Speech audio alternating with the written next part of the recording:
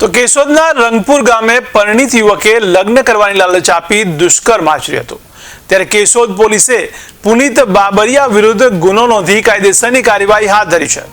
ત્યારે મળતી માહિતી મુજબ કેશોદના રંગપુર ગામે પરિણીત યુવક પુનિત બાબરિયાએ ભોગ બનનાર યુવતીને વિશ્વાસ અપાવવા મૈત્રી કરાર કર્યા હતા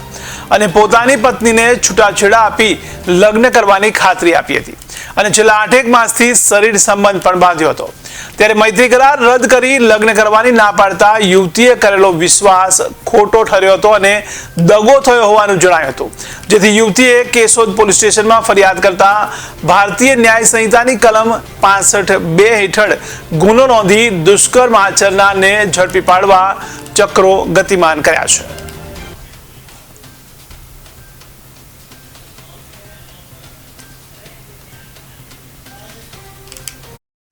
ગતરોજ કેશોદ પોલીસ સ્ટેશન ખાતે એક લગ્નની લાલચ આપી અને તેની સાથે દુષ્કૃત્ય કરેલ જે અંગેનો બનાવ જાહેર થયેલો છે, જેમાં આરોપી પુનિતભાઈ દેસાભાઈ બાબરિયા કે જેઓ રંગપુરના રહેવાસી છે, જેઓ આ કામના ભોગ બનનાર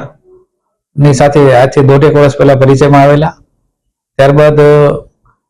તેઓ પોતે લગ્ન કરેલા હોવા તેમ છતાં પણ આ કામના ભોગ બનનારને પોતે એની સાથે છૂટાછેડા લઈ અને લગ્ન કરશે તેવી લાલચ આપી તેઓની સાથે અવારનવાર શરીર સંબંધ બાંધેલ, તેમજ તેઓએ મૈત્રી કરાર પણ કરેલ અને પાછું મૈત્રી કરારનો ભંગ પણ કરેલો, તોડી પણ નાખેલા હતા, રદ કરેલું। અને આમ તેઓ અને ત્યારબાદ એમને લગ્ન કરવાનું અમને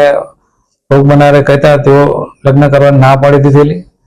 જે બાબતમાં ભોગ બનનારે કેશોદ પોલીસ સ્ટેશન આવી પોતાની ફરિયાદ જાહેર કરતા કેશોદ પોલીસ સ્ટેશને ગુનો દાખલ કરી આગળની તપાસ હાથ ધરી છે।